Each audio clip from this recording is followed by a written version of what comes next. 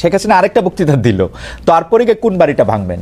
32 নম্বরের বাড়ি, বঙ্গবন্ধু শেখ মুজিবুর রহমানের বাড়ি ঘোষণা দিয়ে ভাঙা, আগুন ভাঙচুর, এর তাৎপর্য কি? মানে এর এই ভাঙাভাঙি, ধূলিসাৎ করা, আগুন দেওয়া ঠিক আছে কিনা? নিউ ইয়র্কের ম্যানহাটন থেকে আপনাদের সঙ্গে আছে আমি খালেদ মহিউদ্দিন। নানা ধরনের ঘটনা ঘটছে বাংলাদেশে। এর কোনটা সরকারের পক্ষে যাচ্ছে, কোনটা নির্বাচনের জন্য ভালো হচ্ছে, কোনটা গণতন্ত্রের জন্য সুবিধার হচ্ছে, সেই সব কিছু নিয়ে আলোচনার জন্য আজ আমাদের সঙ্গে রয়েছে জবানের সম্পাদক ও বিশিষ্ট চিন্তক জনাব রেজাউল করিম রনি। জনাব রেজাউল করিম রনি, আপনাকে আমাদের অনুষ্ঠানে স্বাগত জানাই।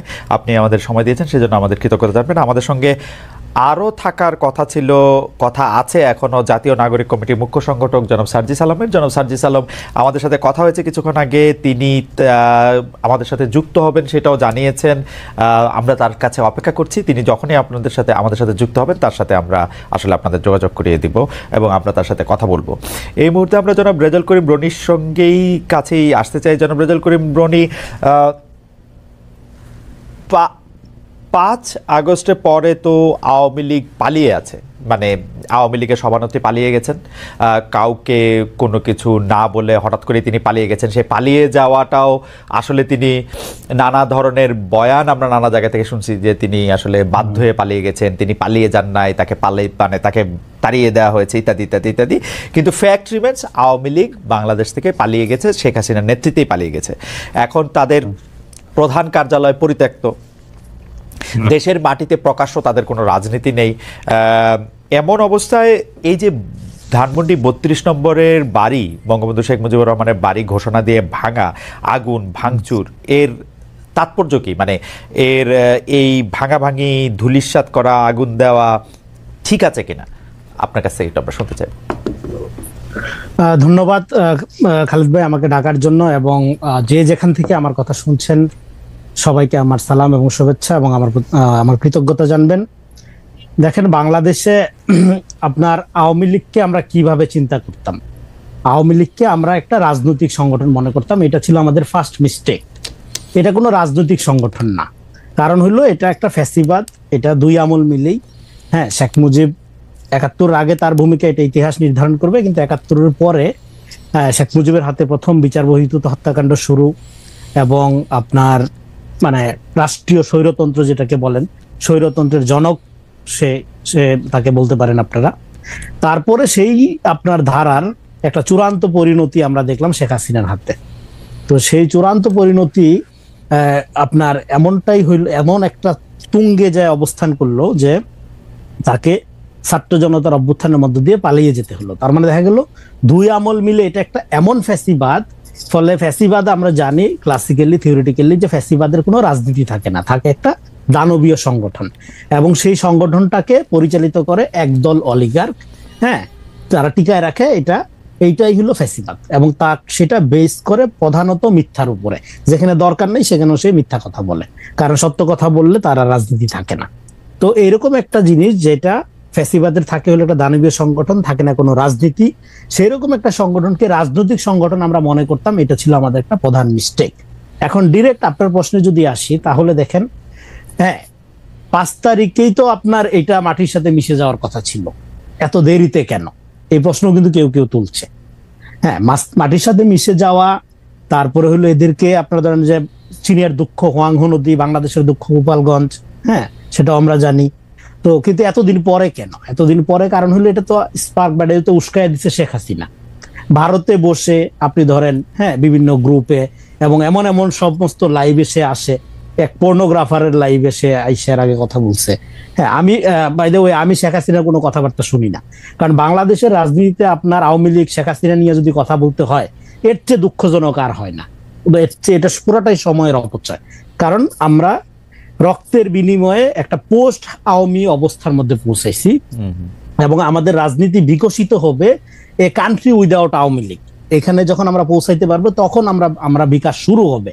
তো এখনো পর্যন্ত যদি আমরা 32, হ্যাঁ, 71-এর চেতনা, আওয়ামী লীগ, মুক্তিযুদ্ধ এগুলোর মধ্যে আটকাই থাকি, তাহলে আমার রাজনীতির বিকাশটা হবে কখন? এইটা আপনার এবং সরকারের পক্ষ থেকে কি বলা হচ্ছে যে এটা 32 নম্বরে যে হামলাটা, এটা হলো শেখ হাসিনা যে উস্কানিমূলক কর্মকাণ্ড, ভারতে বসে তারই তার বিক্ষুব্ধ জনতা, হ্যাঁ, এটা তাদের রাগের বহিঃপ্রকাশ আকারে করছে। আমি মনে করি শুধু রাগের বহিঃপ্রকাশ না, সেটা হলো আওয়ামী ফ্যাসিবাদের রাজনীতির পুরা মডেল। এইটা বাংলাদেশের আর মানুষ দেখতে চায় না, মানুষ আর যে চায় না তার একটা ধরেন সিম্বল এটা। এবং এটা আমি তো মনে করি শুধু মাটির সাথে ঘুরাই দেওয়া, এইটা হ্যাঁ হিংসা বহিঃপ্রকাশ, ক্রোধ, রাগের প্রকাশ, এটা একটা হইতে পারে, কিন্তু এইটা না। আপনাকে গোটা সমাজের যে আওয়ামীকরণ, সমাজের যে আপনার চারোদিকে যে আওয়ামী লীগ, মানে আওয়ামী লীগের আমলে আমরা কি দেখছি, সবাই আওয়ামী লীগ আবার কেউ আওয়ামী লীগ না, হ্যাঁ, এই জায়গার থেকে আপনাকে মুক্ত হইতে হবে। বাড়ি ভাঙ্গা, গোটায় দেওয়া, এগুলো তো সিম্বলিক, এগুলি বড় ইস্যু না। বড় ইস্যু হলো আওয়ামী লীগ যে একটা নফসানিয়াত আকারে আপনার বাংলাদেশের রাজনীতি, মানুষ এবং ফ্যাসিবাদের যে সামাজিকরণ। আমাদের সাথে সার্জিস আলম যুক্ত হয়েছেন। সার্জিস আলম, আপনাকে প্রথমেই আমরা স্বাগত জানাই, অভিনন্দন জানাই আপনার নতুন জীবনের জন্য। এবং আমাদের সাথে জনাব রেজাউল করিম রনি আছেন, তিনি এতক্ষণ কথা বলছিলেন। জনাব রনি, আমি আপনাকে প্রশ্নটা করে আমি জনাব সার্জিসের কাছে একটু যাই, আমি আপনাকে প্রশ্নটা করে রাখি আর কি। আপনি এখানে বলছিলেন যে এখনো যদি আমাদের ৭১-এর চেতনা এবং এগুলি নিয়ে কথা বলতে অন্যান্য অনেক দুই একটা বিষয়ের ক্ষেত্রে, তাইলে আমাদের আসলে এটা সময় নষ্ট ছাড়া কোনো কিছু মনে হয় না। আপনি কি ৭১-এর চেতনাকেও আসলে আওয়ামী লীগেরই একটা মানে আওয়ামী লীগেরই একটা নেগেটিভ মনে করেন কিনা, ৫টা নেগেটিভের বা ৩টা নেগেটিভের, এবং সেটা হইলে সেটা কেন, সেটাও আমরা একটু শুনবো। আমরা একটু জনাব সার্জিস আলম আপনার কাছে আসি। জনাব সার্জিস আলম, আবারও আপনাকে অভিনন্দন জানাই নতুন জীবনের জন্য। আমরা দর্শকদের কাছে একটু বলে রাখি, জনাব সার্জিস আলম আমাদের সাথে একটু পরে যুক্ত হয়েছেন, কিন্তু যুক্ত হয়েছেন এখন। নতুন জীবনের জন্য অভিনন্দন জানাই সার্জিস। আমরা খেয়াল করি যে গতকাল বিবিসি বাংলার একটা শিরোনাম ছিল যে ভাঙার ঘোষণা দিয়ে ধানমন্ডি ৩২ নম্বরে হামলা। তার আগেই আপনার সহকর্মী, সহযোদ্ধাও আমরা এরকম বলতে পারি, জনাব Hasnat Abdullah verified Facebook ID থেকে পোস্ট করেছিলেন, আজ রাতে বাংলাদেশে ফেসিবাদের তীর্থভূমি মুক্ত হবে। আপনাদের সহকর্মী, সমন্বয়ক ও সরকারি উপদেষ্টা আসিফ মাহমুদ সজীব ভুঁইয়া গতকাল ফেসবুকে পোস্ট করেছেন, উৎসব হোক। আগেই ভগ্নস্তূপ হয়ে থাকা ৩২ নম্বরে বাড়ি ধূলিসাৎ করা যখন শেষ দিকে, তখন আপনার ফেসবুক পোস্ট, আবু জাহেলের বাড়ি এখন পাবলিক টয়লেট। আপনার আগে আবার উপদেষ্টা মাহফুজ আলম ফেসবুক পোস্টে ভাঙার চেয়ে গড়ার দিকে মনোযোগ দেওয়ার আহ্বান জানিয়েছেন। গতকালকের ৩২ নম্বরে বুলডোজার অভিযানের ঘটনায় বৈষম্যবিরোধী ছাত্র আন্দোলন ও জাতীয় নাগরিক কমিটির অফিসিয়াল অবস্থান কি ছিল? আপনাদের সমন্বয়কদের সবার অবস্থান আমার কাছে একরকম মনে হয় না, নাকি আমার এটা বোঝার ভুল? আপনি যদি একটু আমাকে পরিষ্কার করেন। যে যেমন আপনি আসার আগে আমি একটু সামারাইজ করি, জনাব রেজাউল করিম রনি বলেছেন যে এইটা আরো আগেই ভাঙা দরকার ছিল, এটা ৫ আগস্ট এটা ভাঙা দরকার ছিল, গতকাল এটা অনেক দেরি হয়ে গিয়েছে। এটা ছিল মোটামুটি ওনার সার্বিক অবস্থান, উনি নিশ্চয়ই আবারও পরে বলবেন। জনাব সার্জিস আলম, আপনার কাছে একটু জানতে চাইব। প্রথমেই ভাই দুঃখিত, আসলে আমার অনাকাঙ্ক্ষিত ভাবে এখানে যুক্ত হতে একটু লেট হওয়ার কারণে। আর দ্বিতীয়ত আপনাকে অসংখ্য ধন্যবাদ আমাকে শুভকামনা জানানোর জন্য। আমাদের জন্য আসলে দোয়া করবেন আপনারা। আমি যদি বলি আমাদের জায়গা থেকে, যে এক্ষেত্রে বৈষম্য বিরোধী ছাত্র আন্দোলন কিংবা জাতীয় নাগরিক কমিটি তাদের জায়গা থেকে যে স্পেসিফিক এই বিষয়ে একটা কোনো অফিসিয়াল স্টেটমেন্ট ছিল বা কোনো একটা অবস্থান ছিল, ব্যাপারটি এরকম ছিল না। ব্যাপারটি ছিল এই যে তীব্র একটা ক্ষোভ। ভাই যে কথাটি বলেছেন সেই জায়গায় আমি সম্পূর্ণ একমত। এই বিষয়গুলো শুধু এটা নয়, আরো এরকম অনেক তীর্থভূমি রয়েছে আসলে, যেগুলো যে চূড়ান্ত যে আমাদের এই পুরো বাংলাদেশের মানুষের যে ক্ষোভ বা এই বহিঃপ্রকাশ, এটা আসলে ৫ই আগস্ট কিংবা ৬ আগস্ট ওই সময়ে হওয়ার কথা ছিল, হওয়া উচিত ছিল। এটা আসলে অনেক দেরি হয়ে গিয়েছে। কিন্তু আমাদের জায়গা থেকে যদি আমরা বলি, গতকালকে আমরা যেটা দেখেছি, ঘটনাটা এই সময় এসে এভাবে হয়তো প্রত্যাশিত ছিল না, কিন্তু সবচেয়ে বড় কথা হচ্ছে এটা এক সময় না এক সময় প্রকাশিত হওয়ারই কথা ছিল। এবং এক্ষেত্রে সবচেয়ে বেশি আমার মনে হয় যে প্রভাবিত করেছে খুনি হাসিনা। যে প্রভাবিত তিনি ওই ১৫-১৬ জুলাই করেছিলেন ওই গণভবনে বসে প্রেস কনফারেন্স করে, সেই প্রভাবিত তিনি এখন করছেন ভারতে বসে। তিনি যখন এখনো তার জায়গা থেকে এমন টোনে কথা বলেন, যে এই টোনে তিনি কথা বলেছিলেন ওই জুলাইয়ের আগে, তিনি যখন এখনো তার ভিতরে বিন্দুমাত্র কোনো অনুসূচনা দেখা যায় না, কিংবা তার যে কথা বা এই যে এতগুলো খুন করেছে সেগুলোর জন্য যে দায় নেওয়ার যে বিন্দুমাত্র মানসিকতা, সেটাকে বিন্দুমাত্র অ্যাড্রেস না করে, বরং যারা এই অভ্যুত্থানের সাথে সরাসরি সম্পৃক্ত তাদেরকে প্রত্যক্ষ এবং পরোক্ষভাবে বিভিন্ন রকম আবার ওই ট্যাগ দিয়ে যখন উপস্থাপন করার চেষ্টাটা করা হয়, এই যে এতগুলো মানুষকে খুন করা হয়েছে তার নির্দেশে, সেগুলোর জন্য বিন্দুমাত্র তার জায়গা থেকে সহানুভূতি না দেখিয়ে, বরং তার ওই পূর্বের ইতিহাস দিয়ে যে সিম্পেথি নেয়ার যে তার একটি প্রক্রিয়া সবসময় তার ভিতরে দেখা গিয়েছে, সেটা যখন তিনি আবারও করেন তখন মানুষের ভিতরে একটা ক্ষোভ তৈরি হয়। এত বড় একটি হত্যাযজ্ঞ ঘটানোর পরে তিনি যখন নতুন করে আবার ছাত্র সমাজের উদ্দেশ্যে এসে বক্তব্য দিতে চান, তখন মানুষের ভিতরে এই ক্ষোভটা সামগ্রিকভাবে তৈরি হয়। আপনি গতকালকে ওই ভিডিওগুলোতে দেখবেন, এখানে কিন্তু কোনো নির্দিষ্ট শ্রেণীর বা পেশার মানুষের কিংবা নির্দিষ্ট কোনো প্ল্যাটফর্মের মানুষের রিপ্রেজেন্টেশন ছিল না, সকলে এই জায়গায় ঐক্যবদ্ধ হয়েছিল যে এই বিষয়টিতে তাদের অবস্থানের ক্ষেত্রে। সার্জিস আলম, আমার কয়েকটা প্রশ্ন আছে। আপনি কি কালকে শেখ হাসিনার বক্তব্য শুনছেন?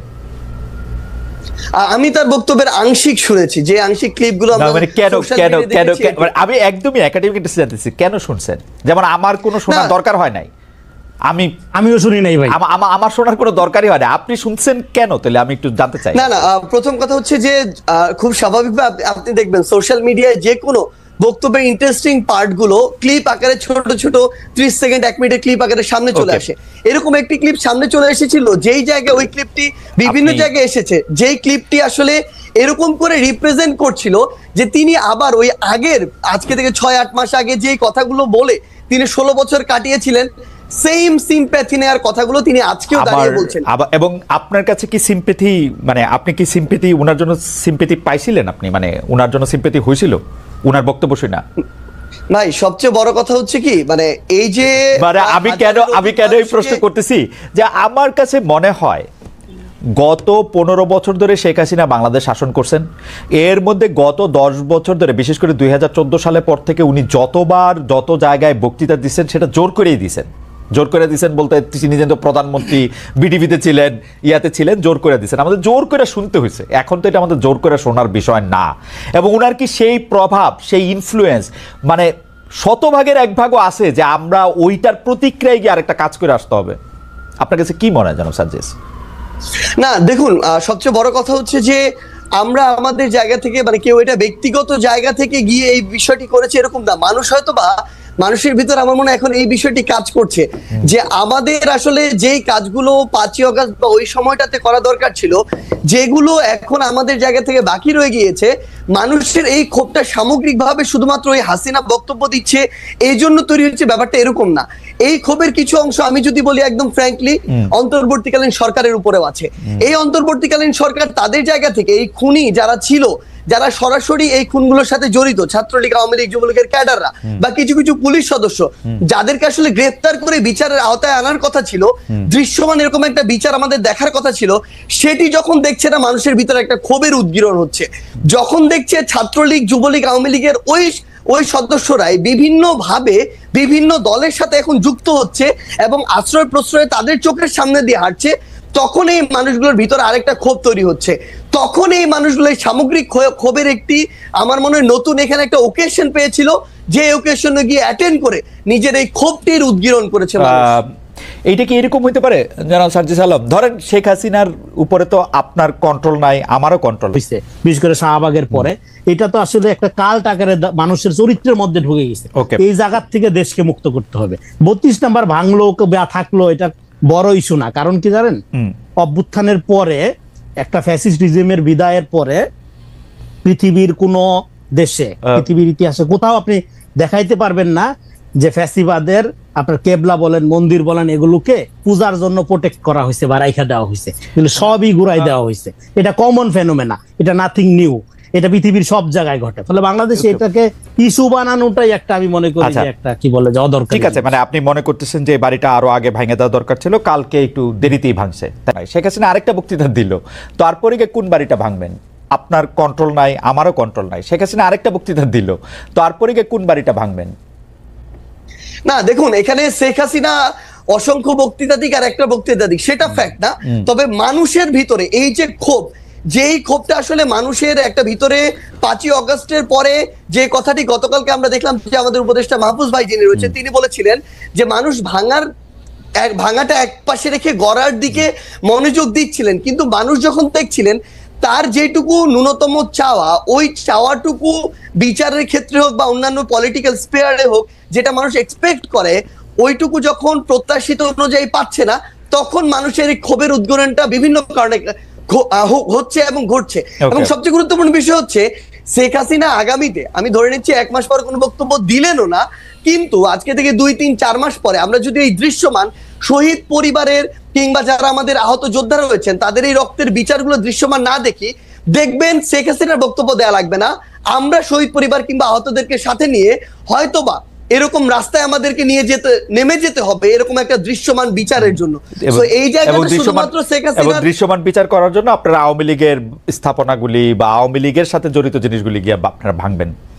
এটা আওয়ামী লীগ না, সবচেয়ে বড় কথা হচ্ছে কি দেখেন, আওয়ামী লীগ বলে এমন কিছু এখানে বিষয়কে নিয়ে আসা হচ্ছে। আওয়ামী লীগের সবাই, আমরা যে স্পষ্ট করে বলি, আওয়ামী লীগের যে মানুষগুলো এই বিষয়গুলোর সাথে জড়িত ছিল, হত্যাযজ্ঞের সাথে, খুনের সাথে, ফ্যাসিজমের সাথে, স্বৈরাচারের সাথে, এবং তারা যেগুলোকে সিম্বল এক প্রকার উপাসনালয় হিসেবে তৈরি করে সিম্বলাইজ করে এতদিনের রাজনীতিটা করেছে, মানুষের ক্ষোভ ওই জায়গায়। বাংলাদেশে আমি ধরে নিচ্ছি 20% মানুষ আওয়ামী লীগের সমর্থক ছিল, কই বাকি বাড়িগুলোতে তো গিয়ে হামলা করা হয়নি, ওই সমর্থকদের বাড়িতে গিয়ে কিন্তু হামলা করা হয়নি।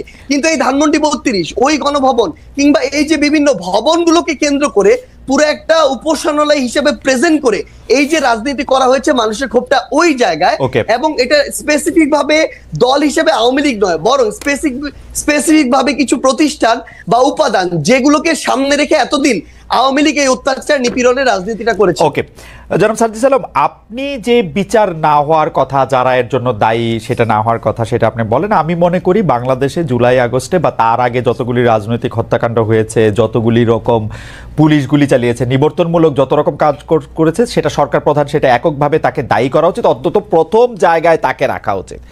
এখন আমরা তার বিচার না হওয়ার জন্য, তিনি যে এখন ইন্ডিয়ায় বসে আছেন এর জন্য আসলে স্পেসিফিকলি, এবং তার দলের লোকজন, আমরা প্রথমে শুনেছিলাম এতজন আছেন ক্যান্টনমেন্টে, পরে শুনলাম এই কয়জন আছেন, সেই কয়জন চলে গেছেন।